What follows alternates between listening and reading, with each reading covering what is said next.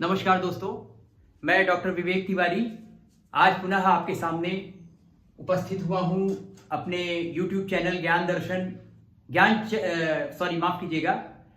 ज्ञान चक्र के माध्यम से। जैसा कि दोस्तों मैंने आपको पहले भी बताया था कि मैं अपने इस YouTube चैनल में आपको अंक ज्योतिष, कुंडली, हस्तरेखा और सप्ताह में एक बार गीता के श्लोकों का एक सूक्ष्म एनालिसिस करके आपके सामने यही छोटी छोटी ज्ञानवर्धक बातों को मैं रखूंगा। पिछले वीडियो में दोस्तों हमने आपको हैंड एनालिसिस के बारे में बताया बहुत ही सूक्ष्म तरीके से। इसको मैं आगे और इलेबोरेट करूंगा। इसके बाद मैंने आपको ग्रहों के बारे में बताया, ग्रहों की विशेषता जो हमारी पिछली वीडियो थी उसमें कि अगर किसी भी वार के दिन कोई व्यक्ति पैदा होता है तो उस वार के हिसाब से उसका व्यक्तित्व कैसा होगा, तो उसके बारे में हमने आपको बताया था। आज हम दूसरे विषय पे जिसको हम कुंडली कहते हैं। आमतौर पे ज्यादातर लोग जब परेशान होते हैं तो कुंडली दिखाने ही पहले भागते हैं, या भविष्य से जुड़ी कुछ चीजें अगर इंसान को जाननी होती है तो सबसे पहले ज्योतिषी के पास भागते हैं। और मैं आपको इन्हीं बातों को ध्यान में रखकर आपके सामने कुंडली का स्टार्टिंग पॉइंट, यानी कि अगर आप एक कुंडली को देखना चाहें कि भाई हमारे सामने कोई किसी की कुंडली आई है तो हम उसको कैसे एनालिसिस कर पाएंगे, या आप खुद की कुंडली को जब जांचना चाहेंगे कि भाई हमको कैसे पता लगेगा कि हमारी कुंडली में क्या है, तो उसके लिए कुछ बेसिक फैक्ट्स होते हैं जो आपको जानने चाहिए। और उन्हीं बेसिक चीजों को लेकर मैं आज आपके सामने आया हूं। और उसी क्रम में मैं यहां आपको दिखाना चाहूंगा कि सामने लिखा हुआ है कि कुंडली के भाव, यानी जब भी कभी हम कुंडली की बात करते हैं तो सबसे पहले हमें उसके भावों के बारे में पता होना चाहिए कि कौन सा भाव किस चीज को रिप्रेजेंट करता है, यानी बताता है। यहां पर आप कुछ नंबर भी लिखे हुए देख रहे होंगे, 1 से लेकर 12 तक नंबर लिखे हुए हैं। और ये सिर्फ मैंने नंबर आपको समझाने के लिए लिख रखा है ताकि आपको आसानी से समझ में आ जाए। यहां पर नंबर कुछ भी हो सकता है, 1 की जगह 3 भी हो सकता है, 4 भी हो सकता है, कुछ भी हो सकता है, यहां पर 9 भी हो सकता है। तो उस हिसाब से हम कुंडली के एनालिसिस करते हैं। इसी में हम अभी तो फिलहाल इस भाव के बारे में बात करेंगे। इसके बाद इसी में मैं आपको अलग अलग ग्रह को बिठाकर कि उन ग्रह के बैठने से यहाँ पर कि कौन सा प्रभाव पड़ेगा। शनि, राहु, केतु, जितने भी नवग्रह हैं हमारे, इन 12 खाने में जहां जहां बैठेंगे वो अपना अपना शुभ फल देते हैं। उनकी दृष्टियां कौन कौन सी होती हैं, इन्हीं बातों को मैं आगे बताऊंगा। फिलहाल तो अभी 12 खाने जो मैंने लिख रखे हैं, इन 12 खानों के बारे में मैं आपको बताऊं। तो जहां 1 लिखा है उसको प्रथम भाव बोलते हैं। इसी तरह द्वितीय भाव, 3 नंबर तृतीय भाव, 4 चतुर्थ, 5 पंचम, 6 षष्ठम, 7 सप्तम भाव, 8 जो है अष्टम भाव, 9 नवम भाव, 10 दसम, 11 एकादशम भाव और 12 द्वादश भाव। तो सबसे पहले हम शुरुआत करेंगे 1 नंबर से। तो 1 नंबर जहां लिखा है उसको प्रथम भाव हम बोलते हैं। आप कैसे पता लगाएंगे कि इंसान का व्यक्तित्व कैसा होगा? किसी भी इंसान की कुंडली आपके सामने मान लीजिए आ गई, तो आप कैसे पता लगाएंगे कि वो ओवरऑल उसके बारे में क्या, आप कैसे पता लगाएंगे? तो सबसे पहले इंसान का जो 1 नंबर लिखा है वहां पर कोई भी नंबर हो सकता है, वहां पर नंबर कौन सा है। तो 1 नंबर की बजाय 3, 4 कुछ भी हो, तो पहले जो नंबर लिखा है वो ये बताता है कि उस इंसान की पर्सनैलिटी कैसी होगी। यानी कि प्रथम भाव से जहां 1 लिखा है उससे हम पता लगा सकते हैं कि जिस भी इंसान की कुंडली अगर आप देख रहे हैं या खुद की देख रहे हैं तो उसका शारीरिक बल कैसा होगा, उसकी प्राथमिक शिक्षा कैसी होगी, उसने हाई स्कूल करना है नहीं करना है, कर पाएगा नहीं कर पाएगा, वो कैसा होगा, उसका सौभाग्य कैसा होगा, उसकी आत्मा कैसी होगी, उसकी आप कह सकते हैं उसका आयु कितना होगा, उसका रंग कैसा होगा, काला होगा, गोरा होगा, गेहुआ होगा, है उसका आकृति कैसी होगी, यानी कि चौड़ा लंबा, है ना। जैसे हम आमतौर पे इंसान को देखते हैं, कहते हैं कि अरे वो तो यार बड़ा चौड़ा है, तो बड़ा लंबा था यार। तो ये चीजें हम पता लगाते हैं कि लग्न में जो नंबर लिखा है उससे पता लगाते हैं कि इंसान की पर्सनैलिटी कैसी होगी। अब बात करेंगे, जहां 2 नंबर लिखा है उसको हम दाएं नेत्र का भाव भी कहते हैं, यानी कि उससे किसी भी इंसान के दाहिना जो आंख होता है उसके बारे में आप पता लगा सकते हैं। अगर मान लीजिए वो भाव पीड़ित है, तो जाहिर सी बात है कि अगर पीड़ित है तो उसका दाहिना नेत्र कहीं ना कहीं अफेक्टेड होगा, यानी कि उसको लो विजन की प्रॉब्लम हो सकती है, या उसका आंख में कोई प्रॉब्लम होगा, है ना। ये दाहिने नेत्र से पता लगा सकते हैं। उसी में 2 नंबर जहां लिखा है उसको धन का भाव भी कहते हैं, उसको परिवार का भाव भी कहते हैं, उसको वाणी का भाव भी कहते हैं, उसको बंधन का भाव भी कहते हैं। उससे चेहरा कैसा होगा इसका भी पता लगाया जा सकता है। उससे इंसान के फेस, यानी फेस के अलावा उसके पास बैंक बैलेंस कितनी होगी इसका भी पता लगाया जा सकता है। अब इसी क्रम में मैं बात करूंगा तीसरे नंबर का, जहां लिखा है 3 नंबर, उसको साहस का भाव भी कहते हैं, पराक्रम का भाव भी कहते हैं। ये भाव उस इंसान के जो उसके भाई बहन हैं उनसे संबंधों को भी बताता है। उस इंसान के नौकर होंगे नहीं होगा, या आप मान लीजिए उससे क्या कह सकते हैं, बुआ का भी पता लगा सकते हैं। उससे खेलकूद का भी पता लगा सकते हैं कि खेलने कूदने का इंटरेस्ट उस इंसान में होगा नहीं होगा, है ना। इसके अलावा श्वास की नली के बारे में भी आप पता लगा सकते हैं। 12th क्लास वो करेगा कि नहीं करेगा इसके बारे में भी पता लगा सकते हैं, सही से करेगा नहीं करेगा, ये आप तीसरे नंबर से पता लगा सकते हैं। अब इसी क्रम में चौथे भाव की बात करें तो चौथा जो 4 नंबर लिखा है उसको चौथा भाव बोलते हैं, उसको सुख का भाव भी बोलते हैं, उसको माता का भाव भी बोलते हैं, उसको वाहन का यानी कि इससे हम वाहन का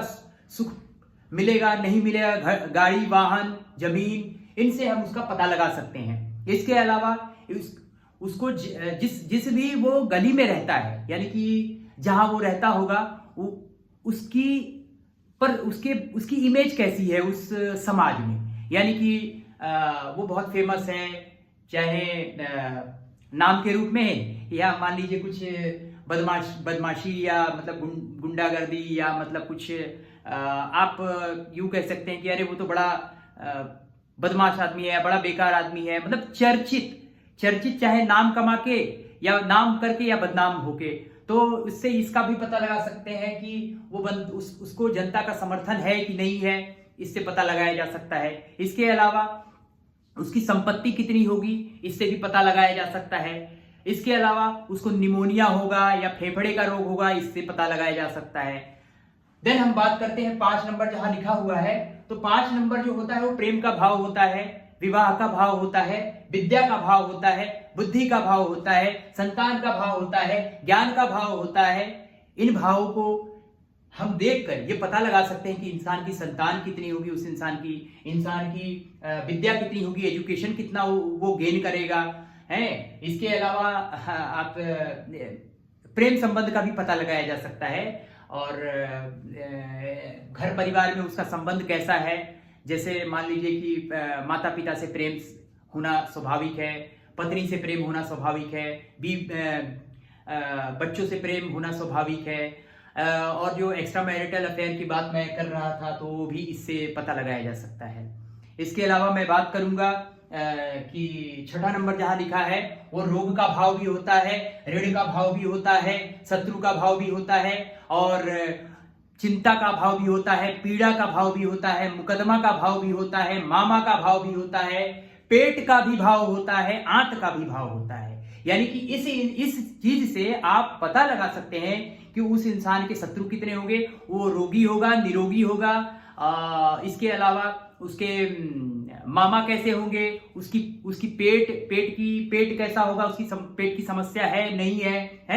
इसके अलावा वो चिंतित रहता है नहीं रहता है, तो ये हम 6ठे भाव से पता लगा सकते हैं। वो ऋणी रहेगा या नहीं रहेगा, इन सब चीजों का हम पता लगा सकते हैं। अब बात आती है 7 नंबर जहां लिखा है, तो इस 7 नंबर में जहां लिखा है इससे हम ये हमारा दाम्पत्य का भाव होता है, पत्नी का भाव होता है, व्यापार का भाव होता है, और हवाई यात्रा का भाव होता है, पार्टनरशिप का भाव होता है, और मूत्रालय का भी भाव होता है, और क्या कह सकते हैं, कामेक्षा कामेक्षा का भाव भी होता है, तलाक का भाव होता है। इससे आप व्यवसाय का भी पता लगा सकते हैं। यानी कि इससे यूं कहें कि सीधी सी बात अगर हम कहें कि जैसे किसी भी इंसान का दाम्पत्य जीवन कैसा बीतेगा, तो आप इससे पता लगा सकते हैं। वो व्यापार में कैसा होगा, सक्सेस होगा नहीं होगा, ये हम इससे भी पता लगा सकते हैं। इसके अलावा वो इंसान पे वो मान लीजिए जैसे किसी पति पत्नी में आपस में झगड़ा होता है, तो कुछ हद तक झगड़ा इतना ज्यादा बढ़ जाता है कि तलाक तक बात आ जाती है, तो उस इंसान का अपने पत्नी से तलाक होगा नहीं होगा है, उससे भी हम पता लगा सकते हैं। ज्ञानेंद्रियों के बारे में भी हम इससे पता लगाया जा सकता है। अब इसी क्रम में जहां ये 8 नंबर लिखा है, मैं 8 नंबर पे आता हूं।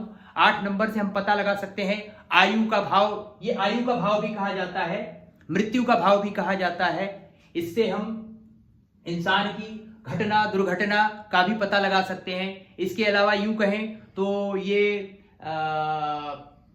जो हमारे तंत्र विद्या है, तंत्र विद्या का भी हम इससे पता लगा सकते हैं। इससे हम पता लगा सकते हैं कि इंसान को ससुराल पक्ष से कितना लाभ मिलेगा, इंसान को गुप्त विद्या में कितनी रुचि है। ये कुछ ऐसी चीजें हैं जिनके बारे में हम इससे शोक का भी पता लगा सकते हैं। शोक का हो गया, बीमारी का हो गया, और प्लस गुप्तांगों के बारे में भी हम पता लगा सकते हैं। तो किसी भी इंसान का जो आयु होगा या उसके जीवन में घटना दुर्घटना होती है, तो इससे हम अष्टम भाव को देखकर पता लगा लेते हैं। उसके ससुराल पक्ष से कैसे संबंध होंगे, इससे पता लगाया जा सकता है। अब बात करते हैं 9 नंबर जहां लिखा है। 9 नंबर हमारा धर्म का भाव होता है, हमारा भाग्य का भाव होता है। ये बताता है कि इंसान धार्मिक होगा या नहीं होगा।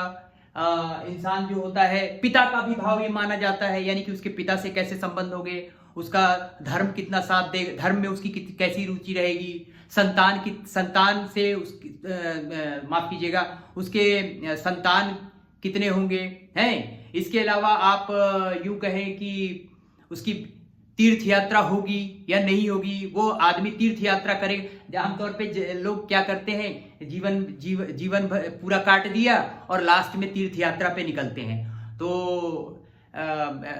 इससे आप अंदाजा लगा सकते हैं कि वो तीर्थ यात्रा किस समय पे जाएगा, किस उम्र पे जाएगा। तो इन चीजों का पता आप नवम भाव से लगा सकते हैं। बात हम 10 नंबर जहां लिखा है उसकी बात करें, तो ये जो हमारा भाव होता है ये कर्म का भाव होता है। ये बताता है कि इंसान कर्मठ रूप से कैसा होगा, और ये नौकरी के बारे में भी बताता है। ये भी बताता है कि इंसान का मान सम्मान कितना होगा, अधिकार कितना होगा, राजनीति में जीत होगी या हार होगी, इससे भी पता लगाया जा सकता है। शासन सत्ता का भी पता लगाया जा सकता है, गवर्नमेंट जॉब मिलेगी कि नहीं मिलेगी, इससे पता लगाया जा सकता है।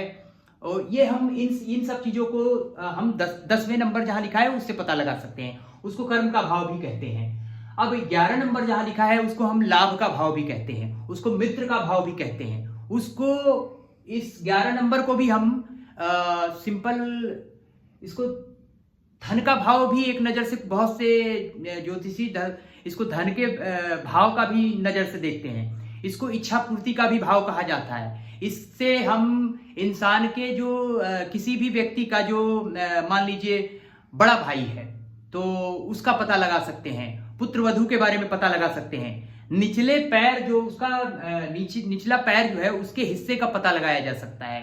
तो ये 11 नंबर यही बताता है। अब लास्ट में सबसे अंत में जो 12 नंबर लिखा है वो बताता है कि इंसान विदेश यात्रा करेगा कि नहीं करेगा, हवाई यात्रा करेगा कि नहीं करेगा, इंसान के ऊपर मुकदमा है नहीं है, ये हॉस्पिटैलिटी का भी पार्ट होता है, ये कोर्ट कचहरी का भी पार्ट होता है, ये यूं कह सकते हैं कि गुप्त संबंधों का भी भाव होता है। जैसा कि मैंने आपको बताया कि पंचम भाव से भी हम प्रेम संबंध का पता लगाते हैं, प्रेम संबंध का तो यहाँ पता लगाते हैं, लेकिन जो हमारा 12 नंबर जहां लिखा है वहां हम ये पता, वहां से विशेषकर जो इंसान के गुप्त संबंध होते हैं, शादी के बाद भी बहुत से लोग 2-3 संबंध रखे रहते हैं, या शादी के पहले भी उनके कितने संबंध है नहीं है, तो इन चीजों से हम पता लगा सकते हैं कि वो इंसान कैसा होगा। दोस्तों, आज मैंने आपको पूरा कुंडली के प्रत्येक भाव के बारे में बताया और प्रत्येक भाव की बिल्कुल बहुत ही डिटेल में बताया, ताकि आपको मेरे इस YouTube चैनल के जरिए पूरा ज्ञान मिले। मेरी हमेशा और आगे भी यही कोशिश रहेगी कि मैं आपको पूरा ज्ञान दूं। दोस्तों, मैं इन्हीं शब्दों के साथ आपसे फिर कहूंगा कि प्रभु की भक्ति में हमेशा जुड़े रहिए, सत्कर्म करिए और अपने मोक्ष का द्वार खोलिए, क्योंकि आज के इस युग में जो जीवित देवता हैं वो साक्षात आपको देख रहे हैं, श्री हनुमान जी। तो मैं हनुमान जी के चरणों को स्पर्श करते हुए आप लोगों से अलविदा आप लोगों को मैं धन्यवाद करता हूं कि आप लोगों ने अपना कीमती समय दिया। जय सीताराम दोस्तों, जय हनुमान।